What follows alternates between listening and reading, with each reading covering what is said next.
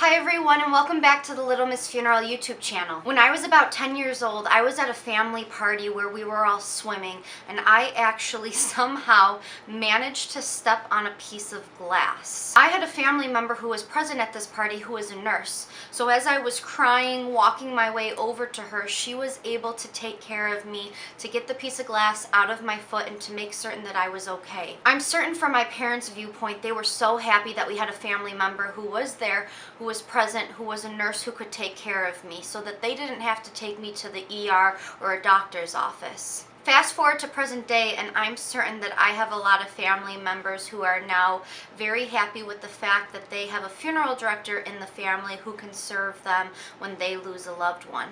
I would have never thought that I would be called upon this much in my career to serve my own family members and friends. Being a funeral director, it puts me in a very difficult position to serve people that I know and that I love. Anytime I have to do a funeral for a member of my own family, I find myself stuck somewhere between funeral director and family member.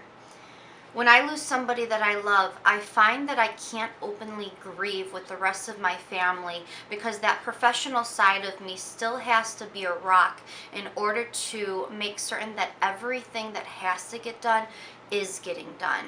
I have to be strong so my family members can lean on me for support and guidance to get them through losing the same person. I talked about this situation once with another funeral director friend of mine, and she had said how she always wants to be the funeral director who is in charge of the services for her loved one, because she knows that she's going to be providing the best care and the most respect for these people, and she knows that she's going to be able to be so detail oriented that everything for the services are going to go off without any sort of an issue. And I totally understand that. But for me personally, I am a very emotional person.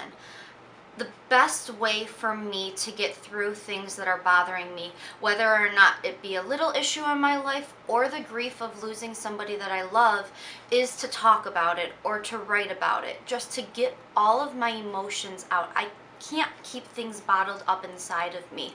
I am one person where if I don't talk about things, they end up exploding. But when I'm serving my friends and my family members, I can't be my natural self around them when it comes to expressing my grief because I'm trying to usher them through theirs. My aunt passed away from cancer about 2 years ago, and I was on the phone with my uncle almost every other day making certain that we had her paperwork and all the signatures and everything in order so that when she did die, we wouldn't have any issues going with the services that she wanted to have done.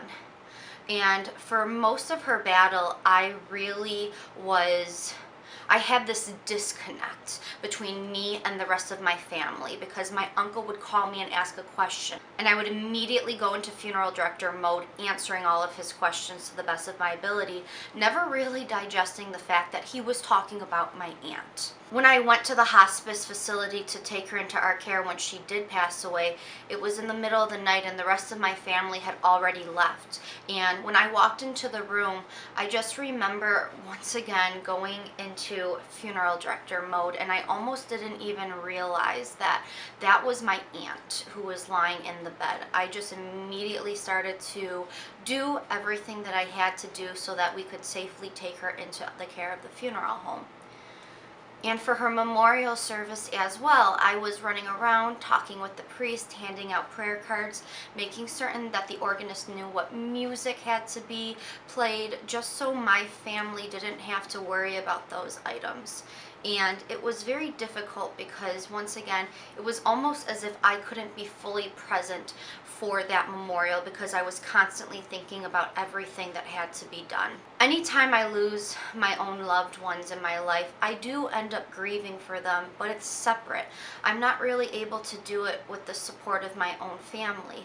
I'm not able to do it in that tribe sort of setting because I'm the one that has to be strong, and I'm the one that has to make certain that I know what's what's going on, and I can answer all of their questions and we can organize everything.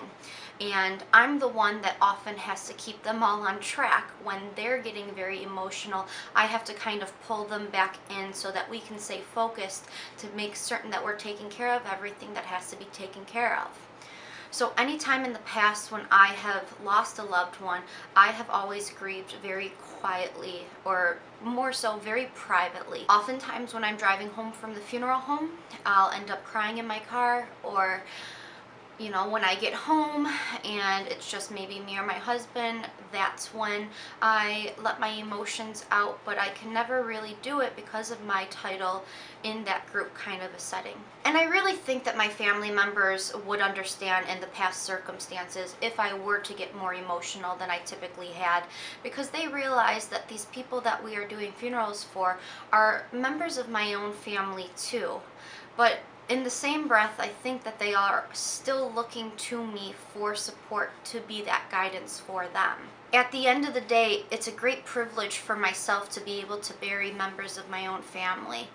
I do know, like my one funeral director friend had said, that I really am the best person to care for these people. And I know that I'm going to be doing everything as it should be done to make certain that their services and their final wishes are done in the order that they all wanted them to be. But sometimes it just sucks. I'm really interested to read comments below this video from other funeral professionals who have done services for their loved one. Where did you fall on this spectrum? Were you more like my friend who felt so proud to be able to do these services and knew that you were the best person for the job? Or did you kind of fall on my end of the spectrum, where you were happy that you were being able to serve your own family members, but in the same breath you kind of just wish that you could go through the grieving process with your family almost like a normal person who's not in the profession would? At the end of the day, it is a privilege for me to be able to do the funeral for any person. I know that I am taking care of my loved ones when I am called upon to do funerals for my own family. So please, once again, if you are a funeral professional, if you could put in the comments below how you feel about doing funerals for your loved ones, I would greatly appreciate hearing anything that you all have to say. Don't forget to hit the subscribe button so you don't miss out on any videos that I may put out in the future. And as always, thank you so much for watching. I will see you all next time.